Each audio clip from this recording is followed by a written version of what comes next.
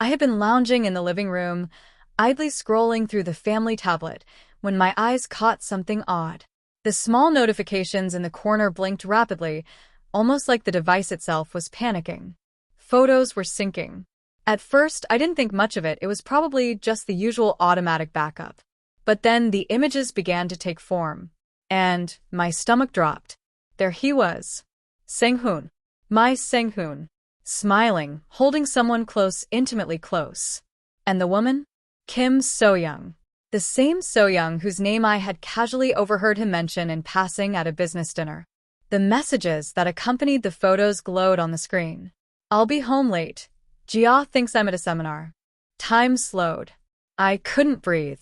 My chest tightened so suddenly, so painfully, that I felt my heart pause for a terrifying few seconds.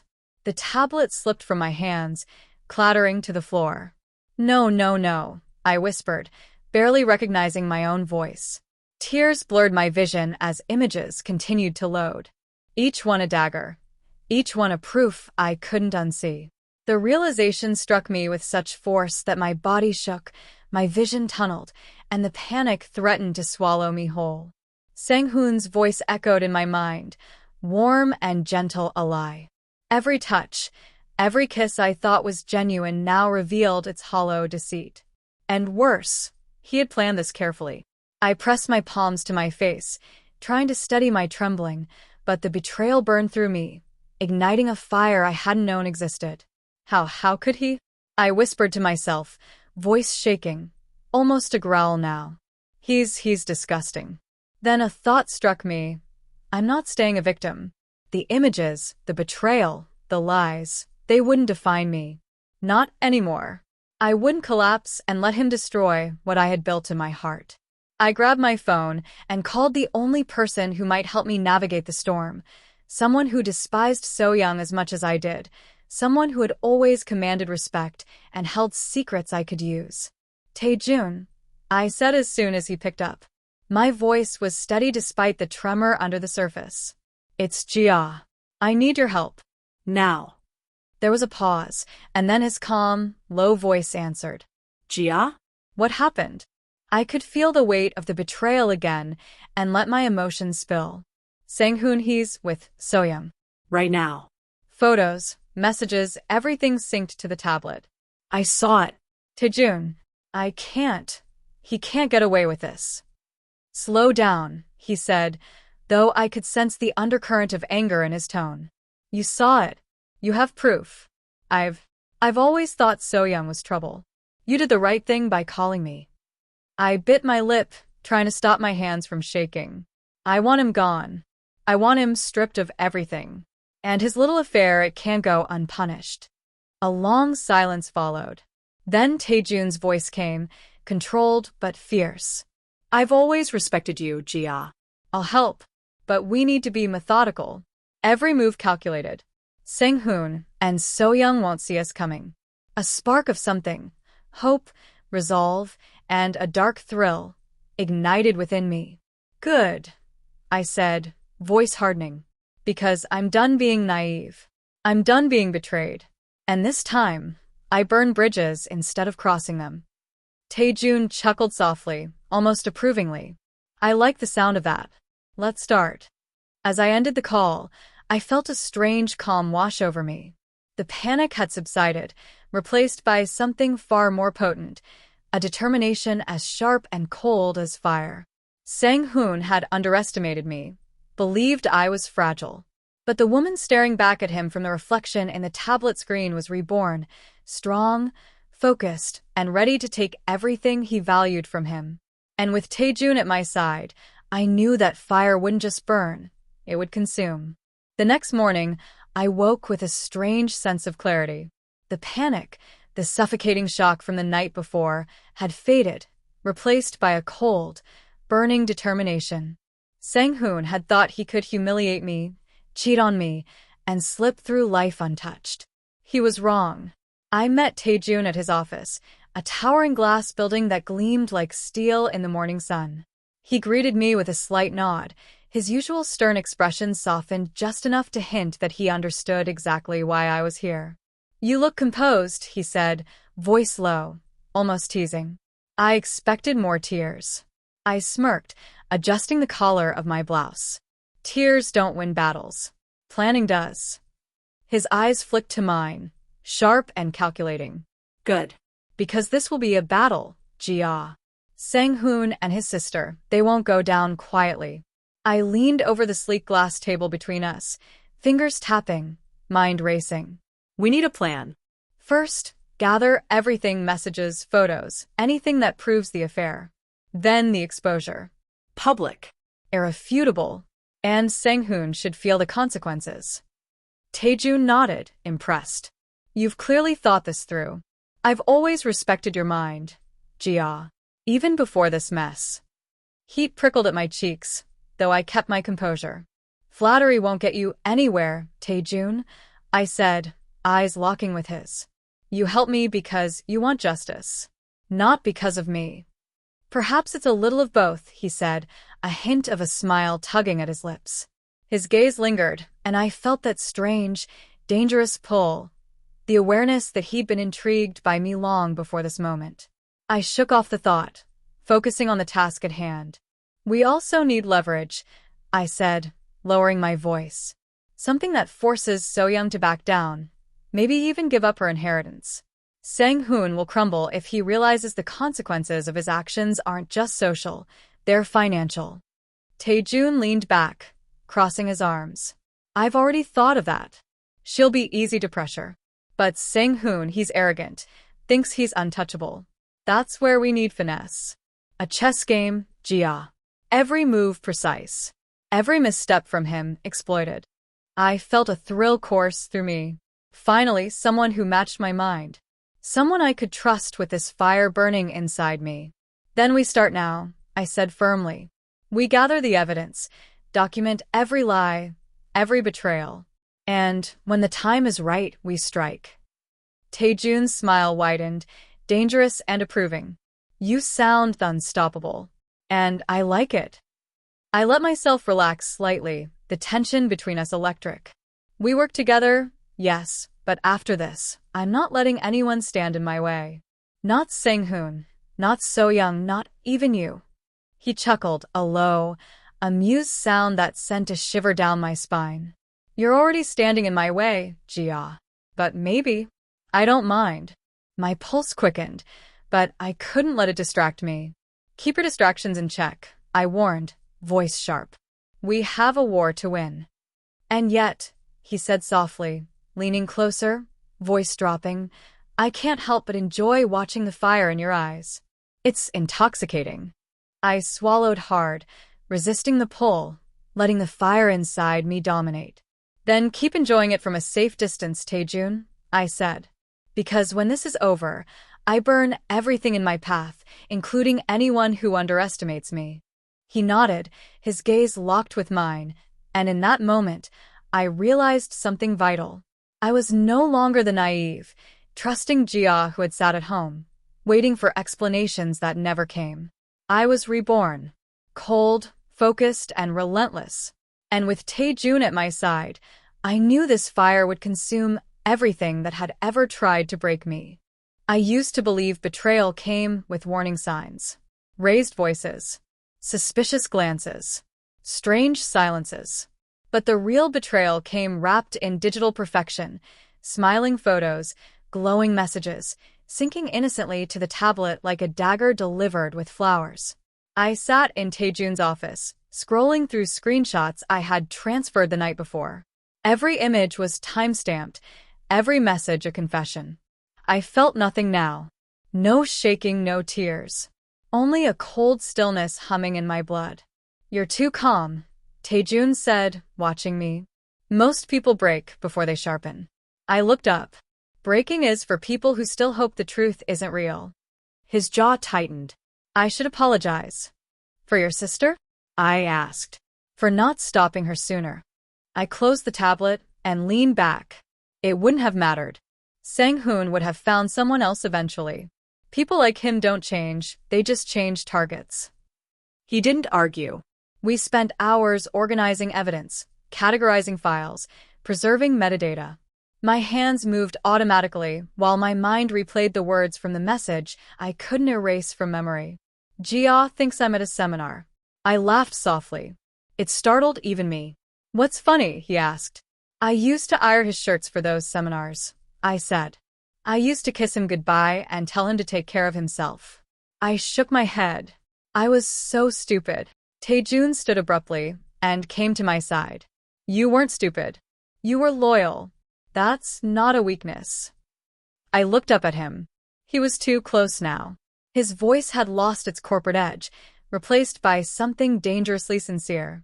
You deserve better than this, he continued quietly. For a moment, I forgot we were enemies turned allies. I only saw a man who had watched everything from the shadows and chosen me when it mattered. I stood, breaking the moment. We'll release the information in stages. Not all at once. Why? He asked. So they panic, I said calmly. First confusion, then denial, then collapse. His lips curved. You really have become terrifying. I smiled. Thank you. That night I went home. Sang-Hoon was waiting in the living room, fake concern painted across his face. You didn't answer my calls, he said. I was worried. I slipped off my heels slowly. Was the seminar long? He hesitated. Just a second. Enough. Yes, he said. Exhausting. I walked past him toward the kitchen, letting the silence stretch until it made him uncomfortable. Jia, he called. What's wrong? I turned. I know, I said simply. His face drained of color. Know what? Kim So-young, I said. The car. The photos. The messages. Everything. He stared at me, stunned, before forcing a laugh. You're imagining things. I stepped closer. Your phone synced to the tablet. The room collapsed around him. He opened his mouth, but nothing came out. Get out, I said softly. Jia. I said get out. His voice cracked. You don't understand. I understand perfectly, I replied. You didn't just cheat. You humiliated me. You planned my replacement. You erased me. He reached for me. I stepped back.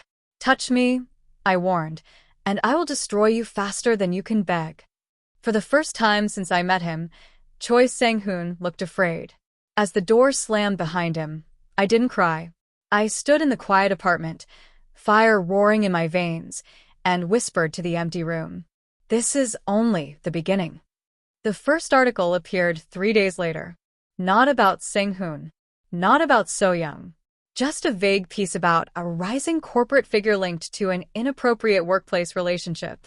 No names. No proof. Just enough smoke to make people start looking for fire. I sat in Tae-Jun's office, watching the news break across screens. They'll deny everything, I said calmly. They already are, Tae-Jun replied.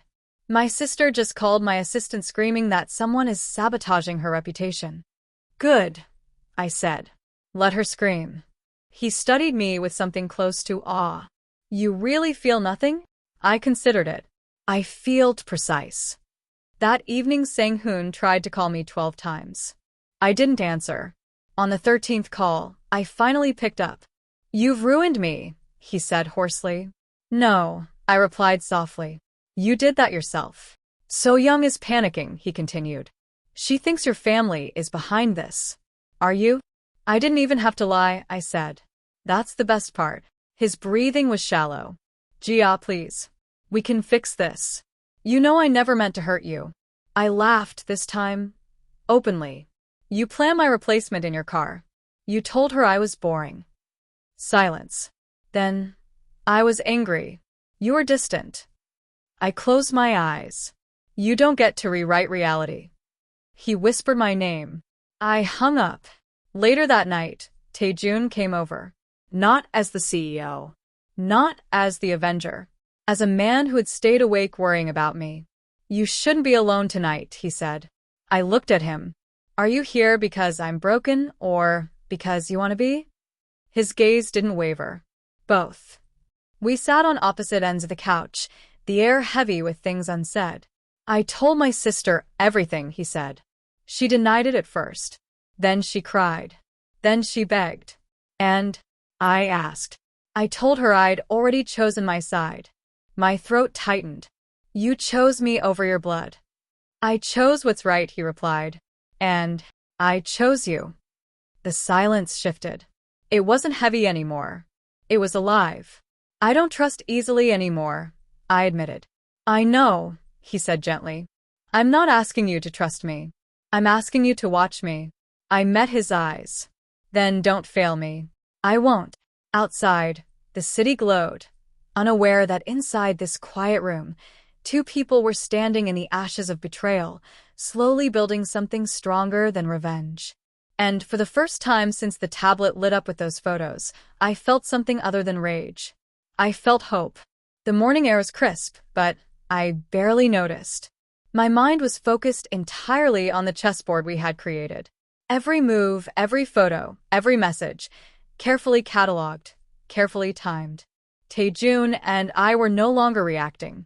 We were dictating the pace, deciding when the world would see the truth. You've become frighteningly good at this, Tae-Jun said as he adjusted his tie, leaning against my office desk. The smirk in his voice did little to mask the heat behind his eyes. I shot him a glance, narrowing my eyes. I told you, Tae-Jun. I'm no longer the woman who cries and begs. I'm the woman who burns bridges. He chuckled softly. I like that version of you. His fingers brushed my arm as he reached for one of the files. That small touch sent a spark through me I couldn't ignore. My chest tightened, a mix of anticipation and something more. We start with her, I said, flipping open a folder labeled So Young. She thinks she's untouchable because she has my ex wrapped around her finger. But the second she realizes I know the truth, everything falls apart. Tae-Jun nodded. I already froze her inheritance. She won't see it coming. I leaned closer, my voice low and deliberate. And Sang-Hoon? He'll crumble once he sees she's not a shield anymore. He relies on her to protect himself. You've thought this through, he murmured. His gaze lingered, studying my profile, the fire in my eyes. It's intoxicating. I felt heat rise in my cheeks, but I refused to let him see it. We're not here to get intoxicated. We're here to finish what he started, destroying me. And now I'm finishing him. He reached for the tablet, scrolling through messages silently. You know, you're more powerful than you realize. The control you have over the situation, it's impressive. I paused, looking at him. And what about you? I asked, a teasing edge creeping into my tone. You've been lurking in the shadows, silently fascinated by me for years. Are you finally going to admit it? His lips curved slightly. Perhaps I already have. Watching you orchestrate all of this, seeing the fire in your eyes, it's impossible not to be captivated. I raised an eyebrow, smirking. Captivated? That's dangerous. Don't get distracted, Tae-Jun. The stakes are high. I'm not distracted, he said, moving closer, voice dropping. I'm invested. In you, Jia. Always in you. My heartbeat quickened at the intensity behind his words. Careful, I whispered, leaning in slightly. If you keep talking like that, you might find yourself on the receiving end of my plans instead of helping me. He smiled, dangerously close now. I wouldn't mind that. Not at all. We sat together, surrounded by evidence, plotting every move with precision. But beneath the cold, calculating exterior, there was an undeniable tension. Every glance, every accidental touch sent electricity through my body. I realized then that this wasn't just revenge anymore. It was power. It was desire. It was a connection neither of us could ignore, even amidst the chaos of betrayal and retribution. By the time the sun set, we had a clear plan. So Young's downfall, Sang-Hoon's ruin, and the final exposure that would leave him gasping for air in a world that had finally turned against him. And as Tae-Jun brushed a stray strand of hair from my face, holding my gaze a fraction too long, I understood something vital. Victory would be sweeter not just for justice, but because it would be shared with the man who had always been by my side, quietly waiting, silently burning for me. For the first time, I wasn't just planning revenge. I was ready for everything that came after. The second article named names. I watched Sang-Hoon's face on the morning news as the anchor read the headline. His expression was frozen somewhere between disbelief and terror, like a man realizing the ground beneath him was nothing but ash. He looks small, Tae-Jun murmured beside me. He always was, I replied. My phone buzzed violently. His name flashed again and again. I let it ring. Then a message came. Sang-Hoon, please. Let me explain. Explain. As if betrayal were a misunderstanding. Tae-Jun watched my face carefully. Do you want me to block him? No, I said quietly. I want him to feel ignored. We arrived at my apartment later that day to find chaos waiting for us. Boxes stacked everywhere. Sang-Hoon had sent movers without telling me, trying to strip the place bare before the storm swallowed him whole. He's panicking, Tae-Jun said. I walked into the bedroom. My wardrobe was half empty. I laughed softly. He always thought escape was strategy. That evening, So-young finally called me. Gia, she cried, voice cracking. You don't understand what you're doing. I leaned back in my chair, calm. I understand, perfectly. You slept with my partner and mocked me behind my back. He promised he'd leave you, she sobbed. I hope you enjoy him, I said. He's expensive to maintain when he has no money. I hung up before she could answer. Tae-Jun watched me with a mix of admiration and concern. You're ruthless. No, I replied. I'm finished bleeding for people who don't deserve it. Later that night, he stood in my kitchen, rolling up his sleeves to help me make tea. You never thanked me, he said quietly. For what? For choosing you over my family. I turned to face him. You didn't do it for me. I did, he said simply. And I always would. The silence stretched, warm, charged. My heart wasn't racing with fear anymore. It was racing with something dangerous. Something alive. The exposure was complete. Every message, every photo, every proof we had meticulously gathered was now in the hands of the people who mattered. Sang-Hoon's empire of lies was unraveling. And yet, I wasn't satisfied with just watching. I wanted to see him crumble, to see every shred of arrogance stripped away. Tae-Jun and I sat in my apartment late at night, the city lights flickering through the floor-to-ceiling windows. I poured us each a glass of wine, feeling the fire of anticipation pulse through my veins. He hasn't called yet, I said, voice calm but carrying the weight of simmering anger. He will, Tae-Jun said softly, his hand brushing against mine as he reached for the wine bottle. That small contact sent a shiver down my spine. And when he does, he'll be powerless. I met his gaze. Do you ever regret helping me? He smirked, the corner of his lips tugging in that infuriating, magnetic way. Why would I? Watching you rise from ashes, it's intoxicating. I felt a flicker of heat crawl up my neck. Flattery again, Tae-Jun. Be careful, or I might start thinking you're on my side for other reasons. Other reasons? He asked, leaning just a fraction closer, his voice low, teasing. Like what? I pulled back, letting a small smile play on my lips. Don't test me. The next morning, Sang-Hoon called. I let it ring 5 times. 10. Then finally answered, just long enough to speak before hanging up. I know everything, I said, voice icy. There was silence on the other end, then a faint, trembling whisper. Gia, please. I didn't mean. I saw you, I interrupted. And now the world sees you too. You're finished. He stammered, trying to justify himself, but my patience had evaporated. I hung up, letting the line go dead. Later that day, Tae-Jun sat beside me as I opened a final envelope. Inside was the confirmation. Sang-Hoon's bank accounts frozen, his property claims nullified, and So-young stripped of her inheritance. I closed my eyes, savoring the moment. For the first time in months, the betrayal felt like a distant memory, something that fueled my strength rather than my despair. Tae-Jun leaned closer, his hand brushing mine deliberately. You did this, he said softly. Every step, every move, and you never lost yourself. I felt my breath catch.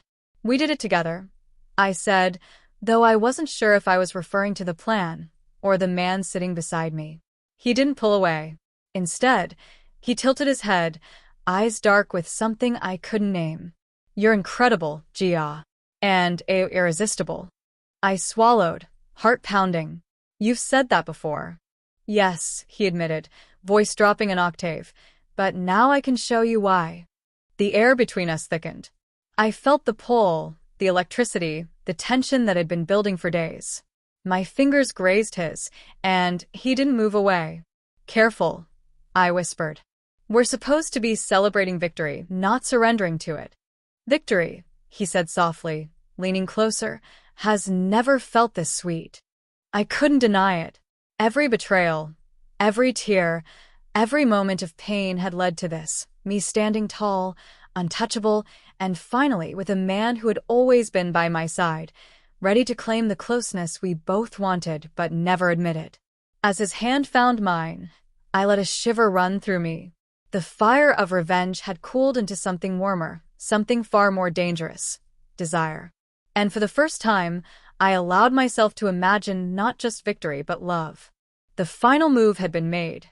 Sang-Hoon was stripped of his wealth, his reputation shattered, and So-young left humiliated and powerless. Watching the news, I felt a wave of triumph wash over me, but it wasn't enough to simply destroy him. The thrill of revenge paled beside the quiet warmth of having Tae-Jun beside me. He walked into my apartment that evening, the city skyline glowing behind him. "It's over," he said softly. "Yes," I replied, my chest finally feeling lighter. "It's finally over." He closed the distance between us, his gaze steady, unwavering. No more betrayal. No more lies. Only us. I swallowed hard, emotions roiling. I never thought I'd get here. Never thought someone like you would be by my side. His hand found mine, fingers entwining effortlessly. "I've been here all along, Jia. Watching, waiting, and now, I'm here to stay." I stepped closer, feeling the heat between us intensify. "And you didn't once doubt me?" "Not for a second," he whispered. "Because I've always known the woman you are: strong, unyielding, brilliant. The world just needed to see it." I couldn't resist any longer. I leaned in, pressing my forehead against his. "And I've always known the man you are, Tae-Jun, someone I could trust, someone I could love." He smiled, soft, dangerous, magnetic. "Then let me show you." Our lips met, tentative at first, then with growing hunger and passion. Every touch, every brush of his hand against mine, sent sparks through my body. It was intoxicating, the culmination of months of tension, betrayal, planning, and finally, freedom. He held me close, hands sliding to my waist, pulling me into the warmth I had longed for. I melted against him, letting the cold walls I had built around my heart crumble. Each kiss, each gentle caress, was a promise. No lies, no betrayal. Only trust and desire. "I've wanted this," he murmured against my lips, "for years." "And I whispered, hands threading through his hair, "for you." We sank onto the couch, bodies entwined, the city lights flickering over us. Every touch, every whispered word, every sigh was a release of rage, of grief, of longing. The fire that had fueled my revenge now ignited a different flame, one of closeness and intimacy, of being held by the person who truly valued me. Tae-Jun's lips traveled from mine to my jaw, down my neck, and I shivered with delight. "You're incredible," he murmured. "Not just for what you've done, but for who you are." I smiled against his chest, heart racing. "And you are my strength." Hours passed like minutes. We talked, laughed, and explored the newfound closeness between us, a perfect blend of passion and tenderness. There was no hesitation, no fear, only the understanding that we had fought together, survived together, and now belonged together. Later, lying in his arms, I realized that the woman who had nearly broken beneath betrayal had been reborn not just to conquer her enemies, but to find love that matched her strength. And Tae-Jun. Tae-Jun would always be there, a constant warmth against the cold memories, a hand I could trust, a man who cherished me above all else. As sleep claimed me, I whispered into the darkness, "The bridges I've burned were only to build the life I deserve. And I'm not letting anyone ever stand in my way again." Beside me, Tae-Jun tightened his embrace. "Never," he agreed. For the first time in a long time, I was home.